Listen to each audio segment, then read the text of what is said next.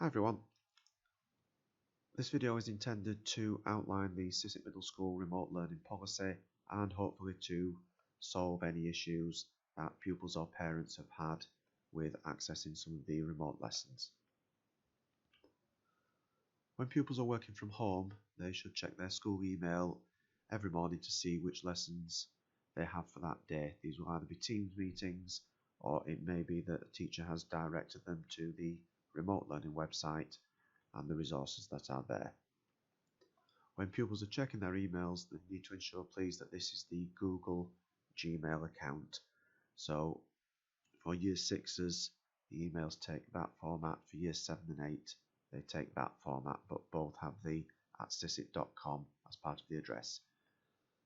Pupils should not use the @themass.co.uk emails as they may not receive the links to the Teams lessons. Sometimes they do not synchronize with that main email account. Pupils should also continue to check their class charts account each day so that they can see any homework that they have just as they usually would do. All parents should have been emailed a sheet of their child's usernames and passwords. So on the sheet it's possible to just click on the links in the PDF to go to the different websites, and as I was just explaining, it's this Google email that pupils need to be using for all of the online learning. To access the remote learning resources, pupils need to go to our school website. So they can do that either by searching for Scissett Middle School on Google or just enter the address directly into their browser. At the top of our school website there's a red bar, this one here, and if you click that, that will then take you to the remote learning site.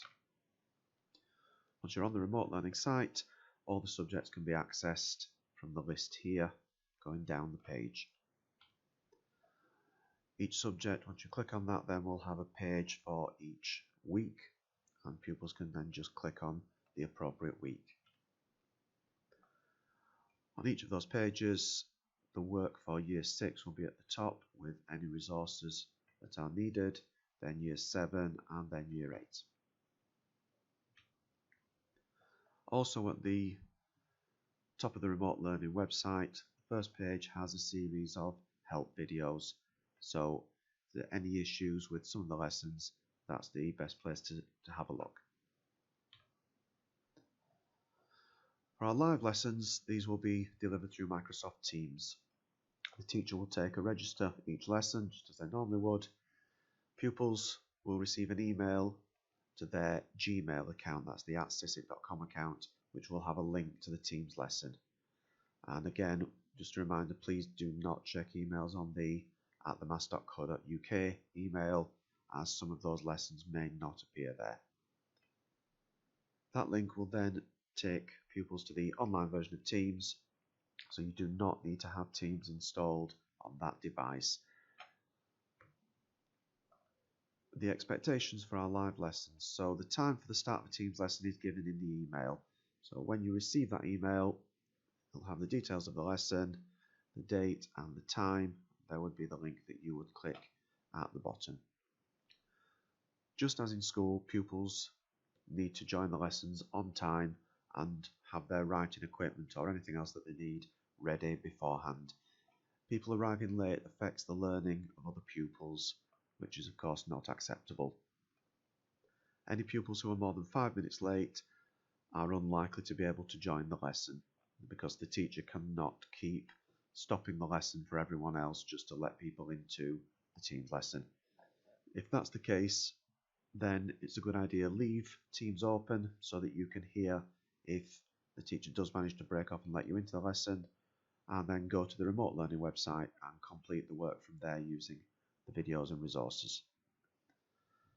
Pupils should have their cameras switched on at the beginning of the Teams lesson, so you may be asked to turn it off later, but at the start the teacher does need to see that everyone is present there.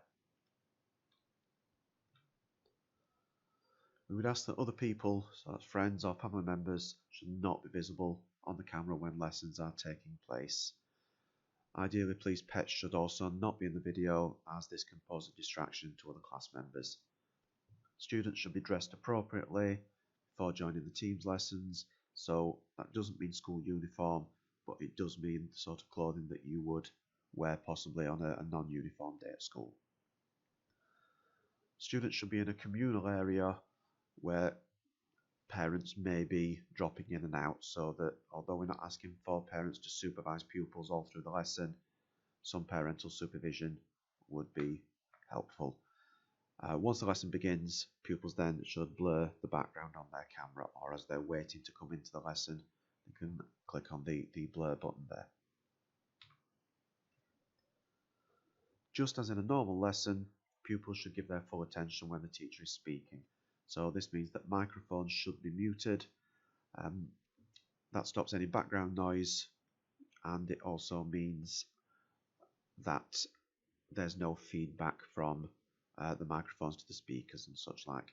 Pupils can use the hands up button if they do need to ask a question, and teachers will get to them on that. Pupils should not be using the chat function in Teams unless you've been specifically asked to do so as part of the lesson. And everyone just needs to be aware that Teams lessons will be usually recorded and the chat logs saved. Behaviour of all pupils, both those who are in the classroom and those joining from home, should be of the usual high standard that we expect at Scissett Middle School and that we usually see in lessons. Any pupils who are disrupting the learning of others, as always, will be removed from the Teams lesson and directed to work on the remote learning site for the rest of that lesson. Someone from school will then contact parents to discuss the behaviour, just as would normally happen in normal lessons in school. Also, in terms of behaviour expectations, mobile phones should not be used during the lesson. Mobile phones should be muted and ideally away from the work area. The same would go for any other mobile devices that are not part of the lesson.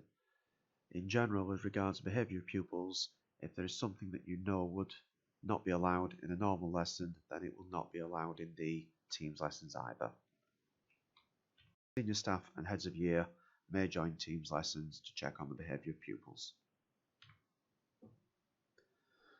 It's important to know that staff will still be awarding achievement points in class charts for effort and attainment in lessons, so that doesn't stop just because we're going on to remote learning.